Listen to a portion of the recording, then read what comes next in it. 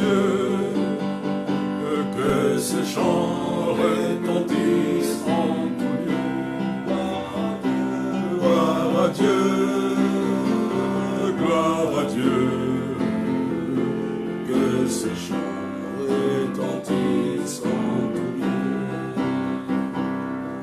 Châtiment qui produit la paix, Jésus-Christ l'a subi pour mon âme, pour éveiller nos forfaits. En mourant, lui sur le bois infâme. Gloire à Dieu, gloire à Dieu, que ces chants retentissent en tout lieu.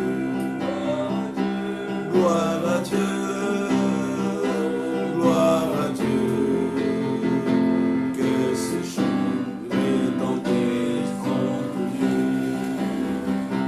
Nous voulons en retour, bon sauveur, t'aimer par-dessus toute autre chose.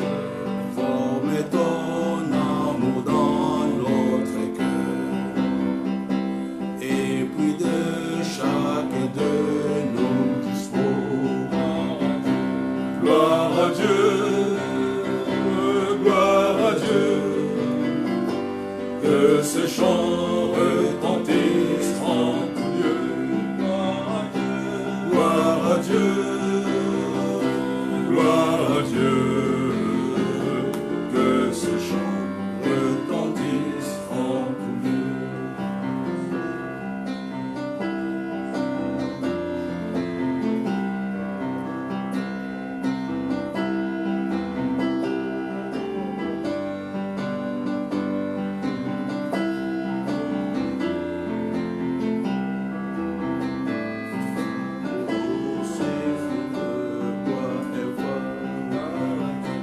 Gloire à Dieu, gloire à Dieu, que ce chant retentisse en tout lieu. Gloire à Dieu, gloire à Dieu,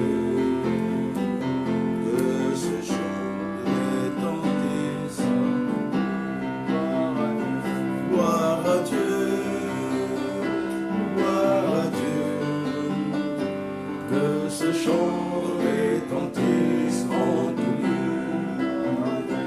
Gloire à Dieu, gloire à Dieu, que ce chant retentisse en tout lieu. Amen, amen, amen. Nous voulons bénir Dieu pour la grâce qu'il nous accorde de nous retrouver ensemble ce matin. David disait, voici la journée que l'Éternel a faite. Que soit pour nous un sujet de joie et d'allégresse. Nous bénissons Dieu pour notre premier jour de ce temps de jeûne et prière. L'école de la prière intensive, les jeûnes d'Esther. Nous commençons aujourd'hui et nous allons jusqu'avec ces jeûnes jusque le samedi soir, le samedi à partir de 16h. C'est la raison pour laquelle nous voulons bénir Dieu pour tous ceux-là qui se sont connectés ou ceux-là qui vont se connecter après. Nous allons chanter avec le frère Gloire, les chœurs 245, mon Dieu plus près de toi. Nous bénissons Dieu pour Christine et Marie-Josée qui se sont connectés, mon Dieu plus près de toi. C'est 245, vous pouvez chanter avec nous. Mon Dieu plus près de toi, plus près de toi, c'est le mot de ma foi, plus près de toi. Jojo, oh, le Père des bons.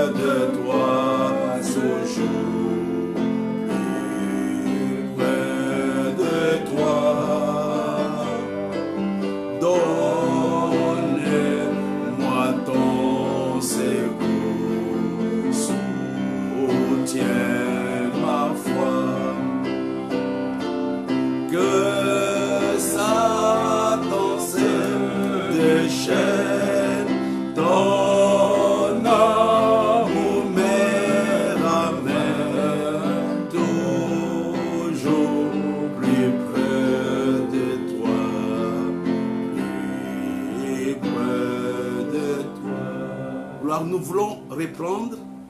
Avant de chanter, je vais vous lire les paroles. Plus près de toi, toujours, c'est le strophe 3. Plus près de toi, donne-moi ton secours. Soutiens ma foi. Que Satan se déchaîne, ton amour me ramène. Toujours plus près de toi, plus près de toi. On peut chanter. Et près de toi, toujours. Et près de toi.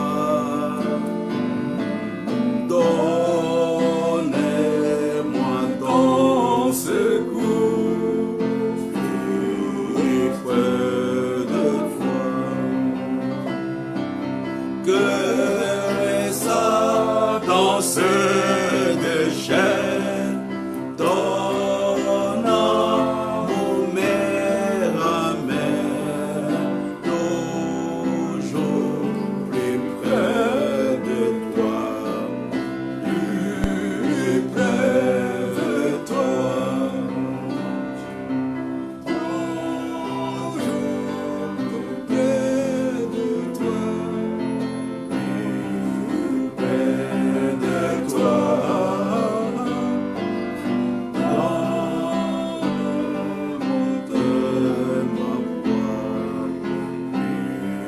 près de toi.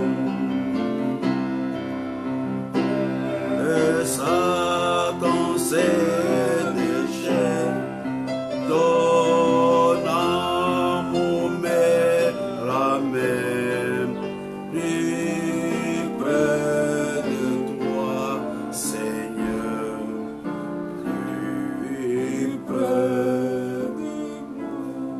Nous bénissons le Seigneur ce matin. Nous voulons encore vous saluer. Quel que soit l'endroit où vous nous suivez, recevez la paix de notre Seigneur et que Dieu vous bénisse ce matin. Comme je le disais, nous avons 3 jours de prière matinale. Aujourd'hui, demain et vendredi. J'aimerais que là où nous sommes, que chacun baisse la tête et recommande ce moment de prière et de partage à la grâce de Dieu. Prions ensemble. Nous voulons te bénir notre Père, nous voulons te bénir notre Dieu. Nous voulons te bénir pour la grâce que tu nous accordes. Nous voulons te bénir pour le souffle de vie, Seigneur, que nous recevons ce matin.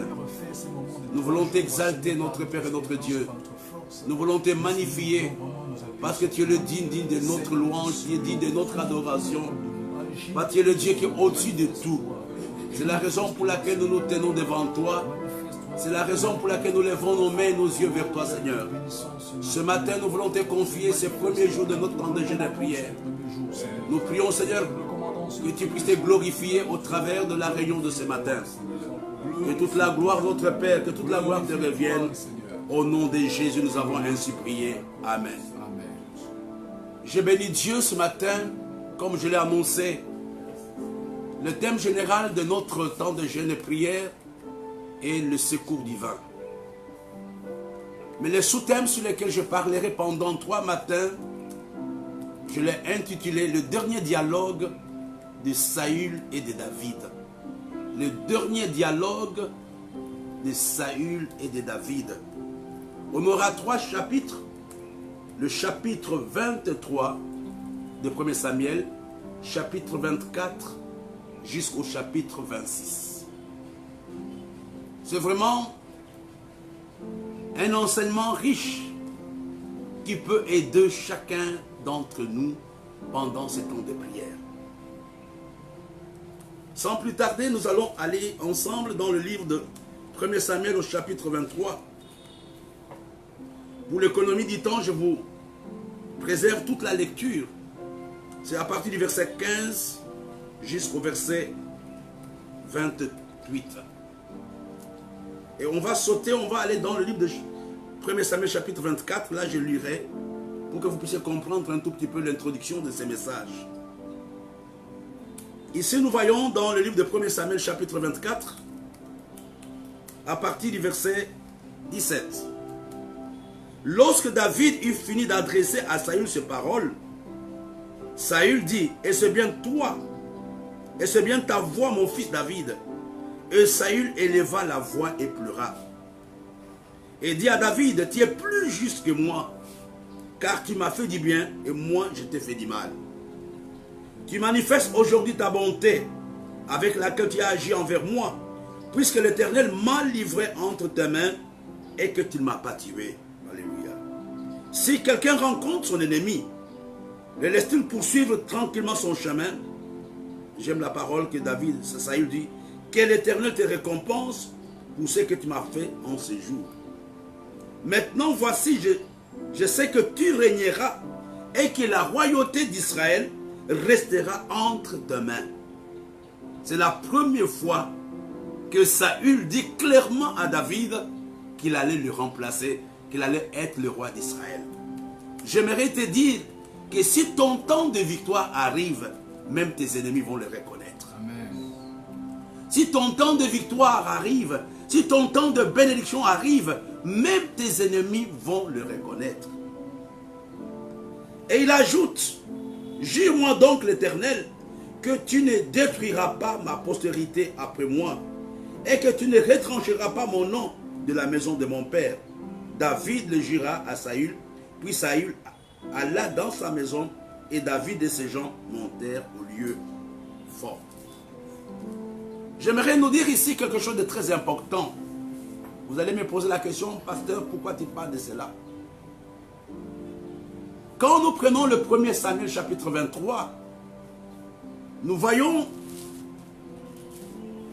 à partir du verset 15 jusqu'au verset 17, de bonnes paroles. David, voyant Saül en marche pour attenter à sa vie, s'éteint au désert des Ziph dans la forêt. J'aimerais nous dire d'abord que le dernier dialogue de Saül et de David s'était passé dans un lieu qu'on appelle le désert des Ziph. Ce fut alors que Jonathan, fils de Saül, se leva et alla vers David dans la forêt. Il fortifia sa confiance en Dieu. Et tout ça se passe dans le désert des Ziph. Et lui dit, ne crains rien, car la main de Saül, mon père, ne t'atteindra pas. Tu régneras sur Israël, et moi je serai au second rang près de toi. Saül, mon père, le sait bien aussi. Ils furent tous les deux alliances, ils furent tous deux alliances devant l'Éternel, et David resta dans la forêt, et Jonathan s'en alla chez lui. Les Ziphiens montèrent auprès de Saül à Gibéa et dirent, David, n'est-il pas caché parmi nous dans le lieu fort, dans la forêt sur la colline d'Aquila, qui est au milieu des déserts? Descends donc, ô roi, c'est là tous les désirs de ton âme, et à nous de les livrer entre les mains du roi. Je ne vais pas, je vais économiser le temps, on n'a pas beaucoup de temps. Nous voyons David, plutôt Saül, qui cherche à tout prix à tuer David. Il cherche à le liquider physiquement. Il ne veut pas entendre parler de lui comme toi ce matin. Il y a quelqu'un quelque part qui a juré de te voir mourir, de voir ton ministère s'arrêter, de voir ton mariage s'arrêter. C'était comme le cas de David. David est en face de problèmes. Et qu'est-ce qu'il fait? David va aller se réfugier dans le désert des Ziph. Et dans le désert des Ziph, il y a quelque chose qui va se passer. La première chose, c'était une bonne chose en fait.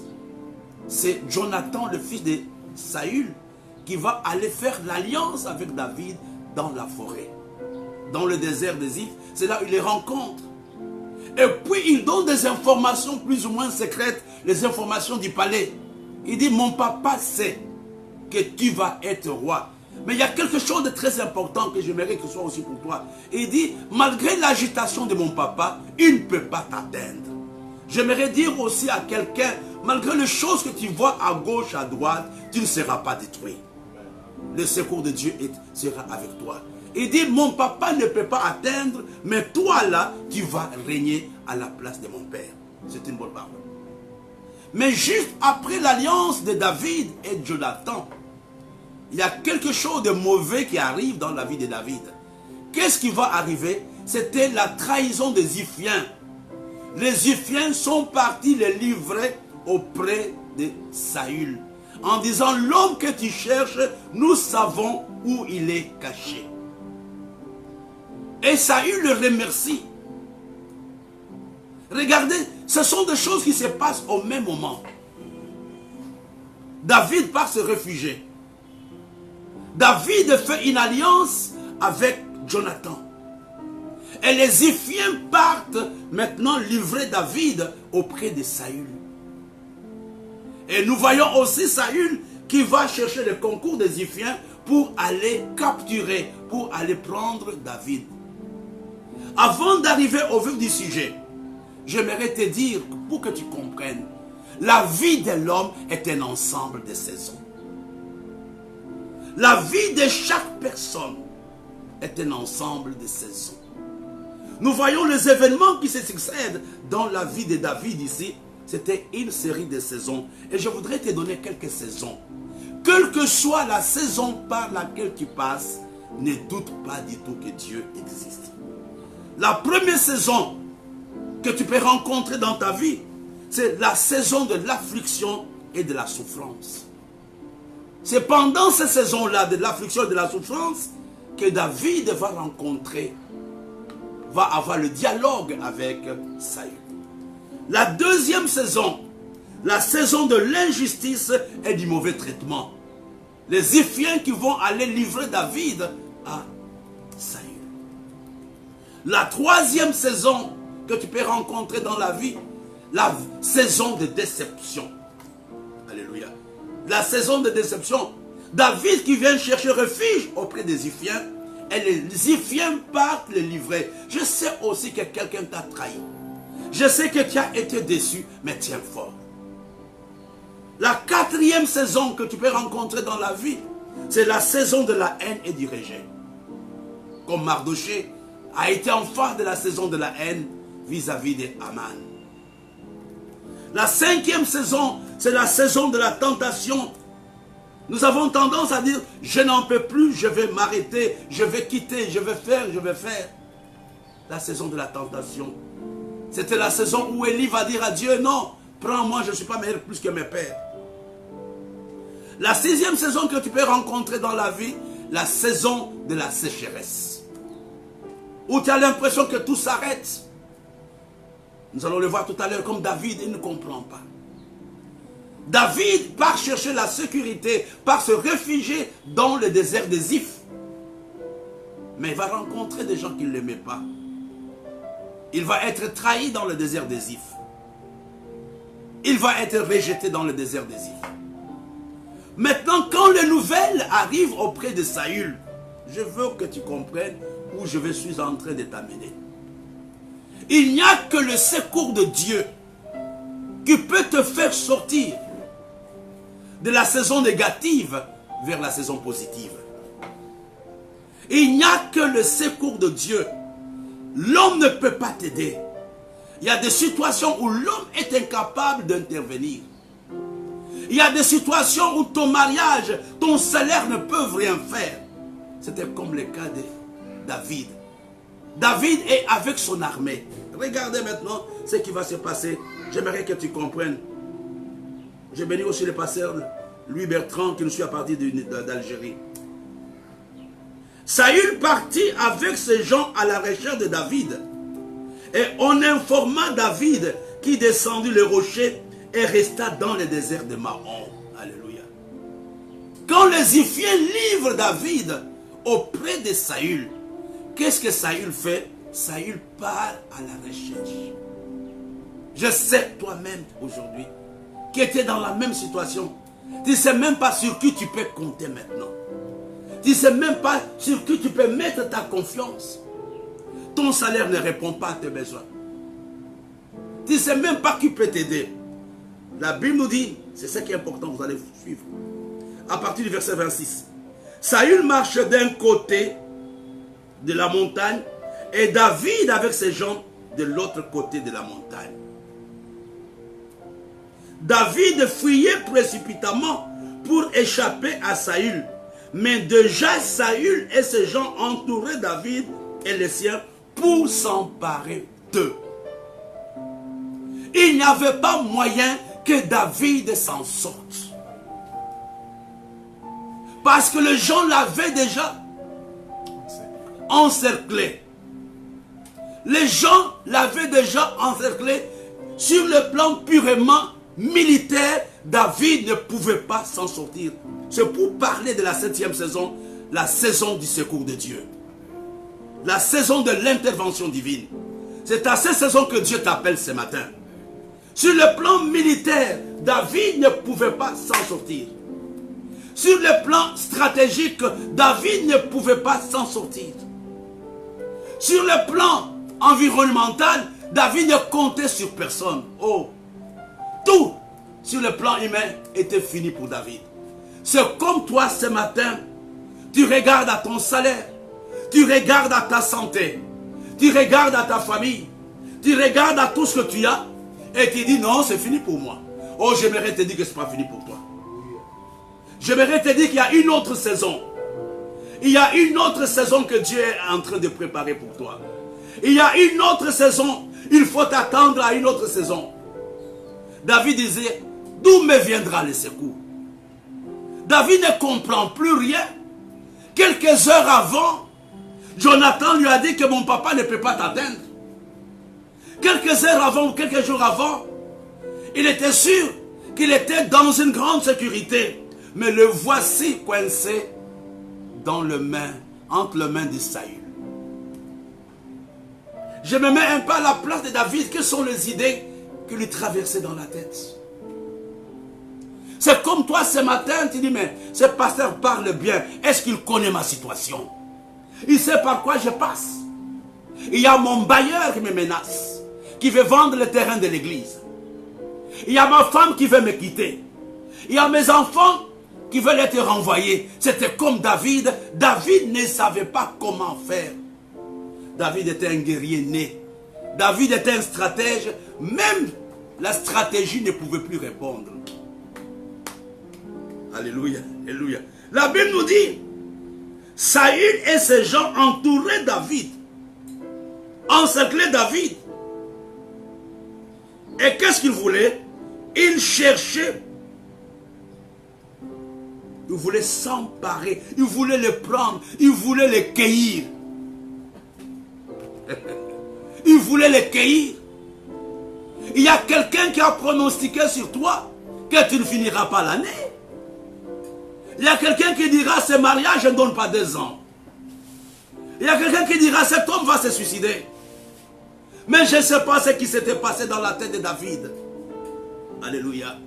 Oh, il y a une autre saison. Il y a une autre saison pour toi, mon frère. Il y a une autre saison pour toi, ma soeur. Il y a une autre saison que Dieu est en train de mettre en place pour toi. La Bible nous dit, au verset 27, la Bible nous dit, lorsqu'un messager vint dire à Saül, à toi de venir, car les Philistins ont fait invasion dans le pays. Il y aura une situation qui te fera sortir de la situation dans laquelle tu te trouves. Tout était fini pour David, mais tout n'était pas fini pour Dieu. Tout était fini pour David, mais tout n'était pas fini pour Dieu. Il y avait le secours de Dieu. Il y avait le secours de Dieu. C'est ce que je te dis ce matin. Dieu organise quelque chose pour que David s'en sorte. Dieu fait sortir David de la saison de la tristesse, de la saison de l'injustice, de la saison de la trahison, de la saison de la déception. Dieu le fait sortir et il le prépare pour le produire dans la saison du secours de Dieu. Le messager vient dire à Saül, laisse d'abord ce jeune homme. Il y a plus grave dans le royaume. Les Philistins viennent d'arriver.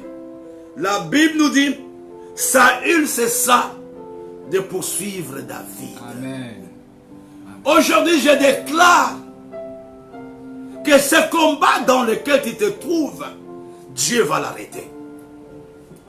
Ce combat, cette humiliation, cette tristesse dans laquelle tu te trouves, Dieu est en train de préparer pour quelqu'un ce matin la saison du secours de Dieu.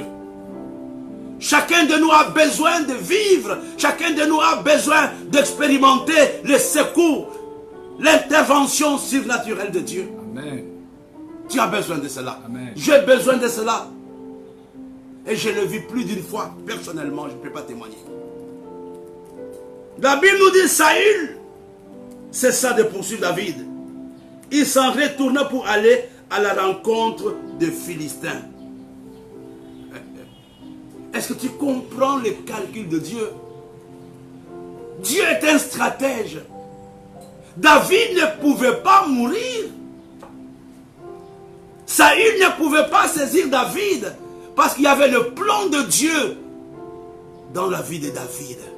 Il y avait l'onction de Dieu dans la vie de David. Et je voudrais te dire que tu ne mourras pas dans cette maladie.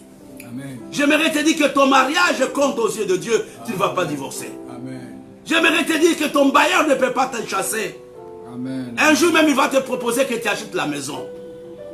Oh là là là là là. Est-ce que je parle à quelqu'un? J'ai un de mes fils qui a vécu cela. Le bailleur le menaçait. Il est venu même me voir pour me dire, papa, je vais quitter la maison parce que le bailleur cherche un autre locataire. Mais je vous dis qu'il est le propriétaire de cette maison jusqu'à aujourd'hui. Il y a un secours pour toi ce matin. Il y a un secours pour quelqu'un qui me suit ce matin. Je ne sais pas. Si c'est pour toi, ce secours, dis Amen. C'est un secours pour toi. C'est un secours pour toi. David n'a même pas dit Dieu secours-moi. Mais Dieu voyait déjà que Saül, oh je te dis mon frère et ma soeur, dans ton combat là, Saül n'aura pas raison. Dans ton combat là, le sorcier n'aura pas raison. Dans ton combat là, Dieu va confondre tes ennemis. Dieu va confondre tes ennemis. La Bible nous dit, Saül cessa de poursuivre David. Il cessa. C'est ta prière ce matin. Dis à Dieu, intervient. Demande une nouvelle saison. Demande une nouvelle saison. Je n'ai pas commencé le message. Je te prépare pour la suite de demain. Tu vas, je t'ai déjà montré ce que David dit. Ce que Saül dit. J'aimerais vraiment parler à quelqu'un. Je le sens dans mon cœur. Tu es dans la même, tu es dans un cul de sac. Tu es dans l'impasse. Tu ne sais pas comment faire. Tu as même envie de quitter la foi. Tu as même envie de dire, je vais tout abandonner, pasteur. C'était comme David. Il était coincé de partout. Mais Dieu l'avait délivré. Dieu a envoyé un messager. Dieu n'a pas agi directement avec David. Dieu agit par l'ennemi. Je te dis ce matin que tes ennemis vont être arrêtés par Dieu au nom de Jésus. Amen, amen. Les ennemis du rocher seront dans la confusion. Amen. Les ennemis de ton mariage, les ennemis de ta vie, les ennemis de tes enfants, Dieu va les arrêter. Dieu va les arrêter. Je ne doute pas un seul instant. Il y a le plan de Dieu avec toi. Il y a la volonté. Non, tu comprends. Même si le médecin on dit qu'on va t'opérer, je te dis que ce n'est pas ça le plan de Dieu. Ce n'est pas ça le plan de Dieu. Ce n'est pas ça le plan de Dieu, ma fille. Ce n'est pas ça le plan de Dieu, mon fils. La Bible nous dit, Saül, c'est ça de poursuivre David. Il s'en retournant pour aller à la rencontre des Philistins. Je vais te dire, Dieu va créer une situation dans les camps de tes ennemis. Il y aura la confusion. Dieu avait créé cette situation pour permettre à David de s'en sortir. Oh non, j'ai dit à quelqu'un, tu t'en sortiras. Tu t'en sortiras. Tu t'en sortiras. Tu t'en sortiras. La Bible nous dit, c'est pourquoi l'on appela ces lieux-là à Makhelot, qui veut dire simplement le rocher de l'invasion. Mais vadé. Ce matin, Jésus est notre rocher. Ce matin, tu es sur ce rocher. Aucun ennemi ne peut te toucher. Aucun ennemi ne peut te toucher. Tu es dans la sécurité. Tu es dans la protection. Tu es dans la grâce de Dieu. Mais mes bien-aimés, c'était les saisons du secours de Dieu. Pour combien de temps? Pour très peu de temps. Quelque temps après, David sort de cette situation. Dieu ne peut pas se lasser pour t'aider. Dieu va continuer à te protéger. Amen. Après, quand David est parti, plutôt Saül est parti combattre, il a fini avec les Philistins, il a choisi 3000 militaires pour venir attaquer encore David. Waouh. Il était têtu. Et c'est là où a lieu leur dernier dialogue. Et quand il revient, Dieu montre à David qu'il était Dieu. Saül dormait profondément. David est entré dans la chambre à coucher, dans la tente de Saül. Il arrache l'épée, qui était la lance, le javelot qui était à côté. Il prend sa gourde d'eau et il coupe une partie de l'habit du manteau que Saül avait. Et il court. Il appelle maintenant les gens pour les gronder. Nous allons voir cela demain matin. Mais ce qui est vrai, que dans la saison du secours de Dieu, nos ennemis reconnaissent qui nous sommes. Et ici nous voyons, comme je vous l'ai dit, c'est David, plutôt Saül, qui était en train de maudire David quelques jours avant, qui dit, il dit à partir du verset 20, de 1 Samuel 24, si quelqu'un rencontre son ennemi, laisse-t-il poursuivre tranquillement son chemin. Que l'Éternel te récompense pour ce que tu m'as fait en ces jours. Je voudrais dire qu'aujourd'hui, tes ennemis vont changer de langage à ton endroit. C'est une question de temps. Leur confession va changer. Les gens qui t'insultaient hier vont reconnaître que tu es un appelé de Dieu. C'est Saül dans son dialogue avec David qui bénit David. Que Dieu te récompense. C'est lui qui le bénit. C'est lui qui le récompense. Il dit que Dieu te récompense. C'était l'ennemi, celui qui voulait à tout prix tuer David. Mais ici nous voyons, j'aimerais dire à quelqu'un, n'aie pas peur, le temps est arrivé. Dieu va faire taire tes ennemis. Dieu va créer la confusion. Tu es au temps, tu es dans la saison du secours de Dieu. Il le bénit, que Dieu te récompense. Il dit, maintenant, je sais que tu régneras et que la royauté d'Israël restera entre tes mains. Ici, nous voyons Saül qui atteste que David était roi. Toute l'agitation ne servait à rien. J'aimerais dire à quelqu'un, les choses par lesquelles tu passes, ce sont les agitations du diable. Ce sont les agitations de Satan. Ne désespère pas. Tiens ferme. Parce que Dieu est en train de te préparer pour une nouvelle saison. La saison de la délivrance. La saison du secours de Dieu. La saison de la bénédiction divine, elle existe. Ça a été un plaisir d'être avec vous pendant 30 minutes. Demain, à la même heure, à 7 heures, nous allons continuer avec ce séminaire. Le dernier dialogue de Saül et de David. Que Dieu vous bénisse. Amen. Amen. Amen.